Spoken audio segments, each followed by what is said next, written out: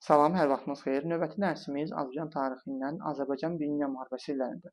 İlk başlığımız Birinci Dünya müharibəsi illərində Azərbaycanla bağlı planları olan dövlətlər. 1914-18-ci illərdə Birinci Dünya müharibəsi baş verdi 4 il ərzində və müharibə dövründə dünya dövlətlərinin, müharibədə iştirak edən dövlətlərin əsas tələbatı duru yanacaq, neft idi. Və o zaman Rusiya duru yanacağının böyük bir hissəsini qarşılayan Bakı şəhəri üçün böyük dövlətlər planlar qurmuşdu.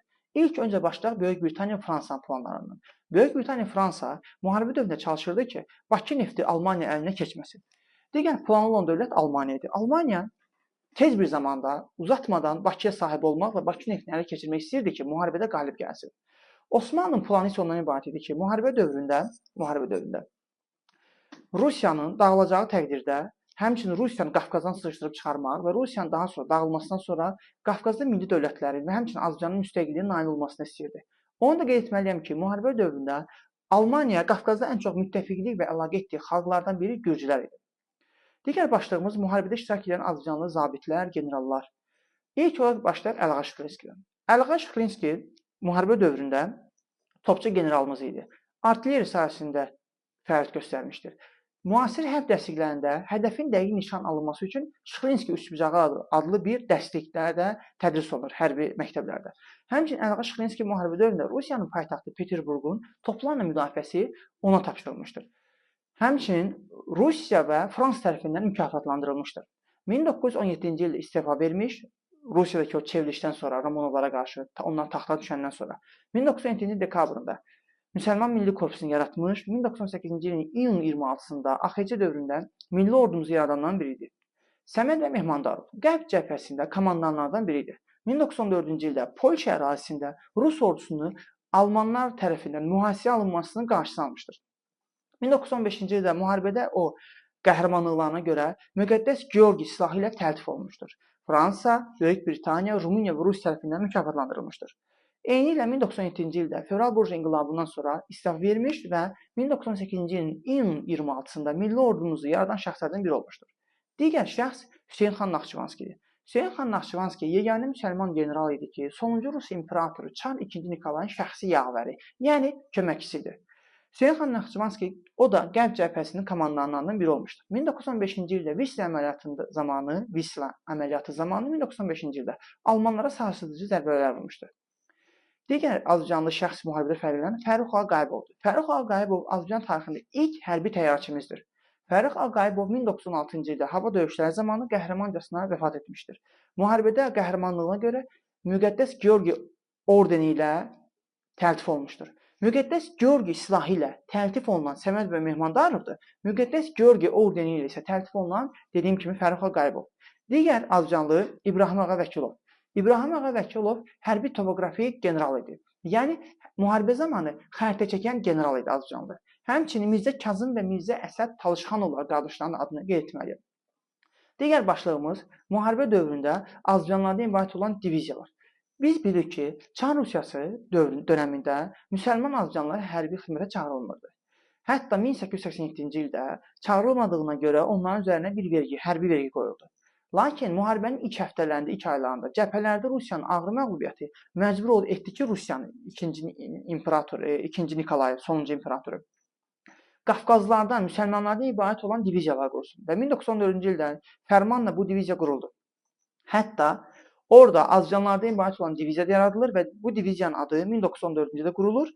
Tatar süvari alayıdır. Tatar süvari alayı azərbaycanlardan ibarət idi. Əsasən Gəncə quberniyası, Yelizavetpol quberniyasının yuxarı təbəqəsi olan bəy və ağalardan təşkil olmuşdur. Xüsusilə Fərrux Fəzurov tərəfindən idi. Amma öhdəlik qəbul etmişdi ki, bu diviziyada Tatar süvari alayında fərarilik olmasın və cəbhələrdə qələbələr əldə etmişdi. Xüsusilə 1916-cı ildə Brislav əməliyyatında. 1917-ci ildəki Rusiyadakı Fevral Burj inqilabından sonra fəaliyyətini dayandırmışdır. Digər başlığımız müharibə dövründə Şimali Azərbaycanda sənaye, iqtisadiyyat, kənd təsərrüfatı və əhalinin gündəlik sosial durumu. Ümumiyyətlə müharibə dövründə istər kənd təsərrüfatı, istər sənaye, istər iqtisadiyyat artıq müharibə öncəsi olan durğunluq böhran əvəz olmuşdur. Bunun səbəbləri var idi. Bütün sənaye zavodları, həmçinin Tağıyevin Bakıdakı tozluq fabriki, Gədəbəydəki mis sənəti və mis saflaşdırma zavodları yalnız dövlət sifarişlərini yerinə yetirirdilər. Hətta Gədəbəydəki o qeyri-müsəlman olan xristian fəhlələr hərbi xidmətdən möhlət almışlar ki, dövlətin sifarişlərini yerinə yetirirdilər. Kənd təsərrüfatı sıradan çıxmışdı. Səbəb nə idi? Kənd təsərrüfatında texnikaların və qoşqa heyvanların müharibəyə aparılması, həmçinin 1915-ci ildə 50 min kənd təsərrüfatında işləyən şəxsin, gəncin arxa cəbhəyə cəlb olunması kənd təsərrüfatını daha da sıradan çıxarmışdır. Eynilə nəqliyyat yolları sıradan çıxdığı üçün kənddə olan məhsullar şəhərlərə, xüsusilə Bakıya çatdırılması gecikirdi. Bu isə qiymətlərin artımına səbəb olurdu. Həmçinin qeyd etməliyəm ki, Bakı şəhərinə ön cəbhədən çoxlu yaralı əsgər və zabitlər gətirilmişdi və Bakıda qida böhranı yaranmışdı. Artıq çatışmırdı. Qida qiymətləri sürətlə qalxmışdır və buna görə də 1916-cı ildə Bakı şəhərində qadınların qiyamı olmuşdur. Aha, qadınların qiyamı bundan əvvəl harda keçmişik biz? 1898-ci ildə Təbriz şəhərində Zeynəb Paşa üsyanı. Orada da səbəb eynidir. Qida məhsullarının qiyməti qalxdığı üçün. Burada da Bakıda 1916-cı ildə qida məhsullarının qiyməti qalxdığı üçün Bakı şəhərində qadınların qiyamı olmuşdur. Həmçinin 1917-ci ildə Bakıda içməli su problemini aradan qaldırmaq üçün Şollar su kəməri çəkilir. Tağıyevin vəsaiti ilə. Bakı şəhərinə ikinci su kəmərinin çəkilməsi isə 1971-ci ildədir. Heydər Əliyevin Azərbaycan SSR rəhbərliyi dövründə. Həmçinin müharibənin sonuna bitməsinə bir neçə ay qalmış, beləcə Rusiya ordusu Azərbaycandan və Qafqazdan çıxır və 1918-ci ilin yayında Osmanlı ordusu Azərbaycana gəlir. Bu haqda isə geniş şəkildə AXC bölməsinə keçirmişik. Digər başlığımız Birinci müharibəsi dövründə Cənubi Azərbaycan. Müharibə ərəfəsində Cənubi Azərbaycanda iqtisadiyyatda və sənayedə o durğunluq şimalda olduğu kimi böhran əvəz olmuşdur.